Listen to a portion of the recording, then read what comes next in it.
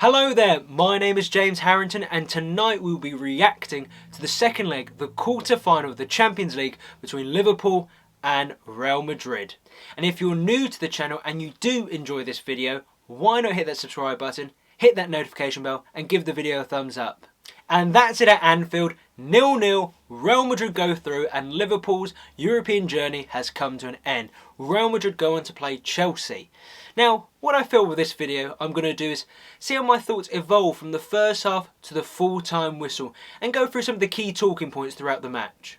Well, we have to start with the lineups, and Real Madrid went with their trusty 4-3-3.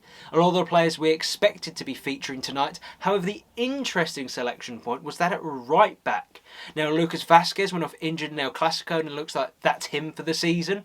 However, Zinedine Zidane went with Fede Valverde, the Uruguay midfielder, over Odriozola, who is a right back by trade.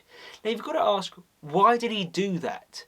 Is it because Robertson and Mane, high energy players, going to be pushing forward, causing a lot of trouble down that side of the pitch, and he wanted someone who could match them stride for stride? That's why he got in Fede Valverde. He's got a real engine about him. Or was it the fact that he doesn't trust Odriozola? A lot of this was being made about in the Spanish press in the build-up to this match. And whilst Odriozola is a right back, he is known for defensive lapses. He's more of a right wing back, shall we say, as well, because he does like to push forward. Looking at the Liverpool lineup, the interesting change compared to the first leg at Valdebebas was the fact they didn't go with Jota this time around. They went with Firmino. Now, the Brazilian striker, it could be said, was more of a focal point for the team and hopefully to exploit the crosses that were coming in from the Liverpool wide areas and cause some real problems for Nacho and Militao.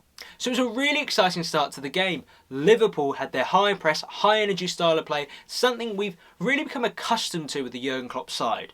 And you were just thinking, why didn't you play like this in Real Madrid?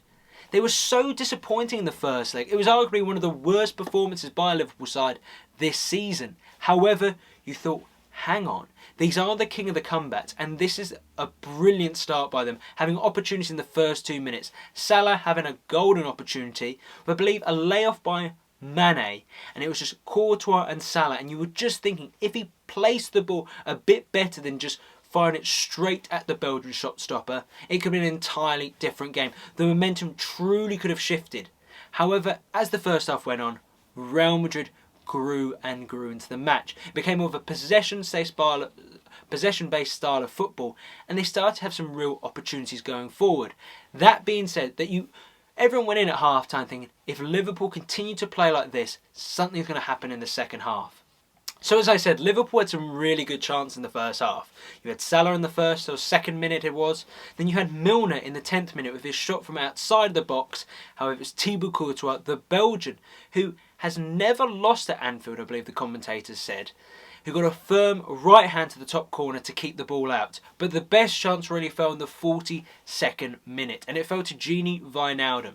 Now, what had happened was Trent Alexander-Arnold had worked his way through the Real Madrid defence, got the ball to the byline, slotted it back to Gini Wijnaldum, a player who's been so critical in the past in matches where they've had to overturn a first-leg deficit in the Champions League to a Spanish side, decided this time around to go with power over position and skied the ball on top of the crossbar.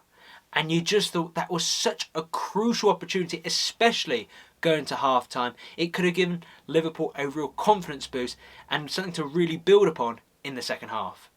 And by the end of the first half, Real Madrid didn't really have many chances. The one that stands out in my mind, I believe it was the 19th minute when Benzema hit the post. But all in all, they were playing quite well. Fede Valverde, a player who had reservations of his selection at the start of the match, had been the player recording the most interceptions and tackles in the first half. As well, Kroos, Casemiro and Modric really were playing more defensive this time around, and it seemed to be paying off. Then the second half commenced, and what the second half was all about was that Madrid wall. Their defence was brilliant throughout. That being said, Liverpool started as they did in the first half. They came out high energy, having some opportunities, but that gradually began to fade. So Real Madrid in the second half really put in a defensive shift, and it was really impressive to see all the players playing their part.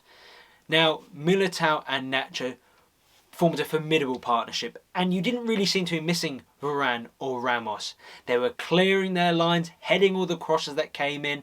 As well, Casemiro was everywhere across that back four, getting in those crunching tackles and adding a bit of edge to the Real Madrid defensive play. What they were doing really was keeping Benzema up top as their outlet to hold up the ball when possible, or put a long ball out and hopefully Vinicius Jr. with his pace be able to get in the end of it and maybe create an opportunity. There was only one real chance of note by Real Madrid in the second half, and that was a cross that got to Benzema that didn't really trouble Alisson in the second half, and nor did that header really do much else. It was all about defending.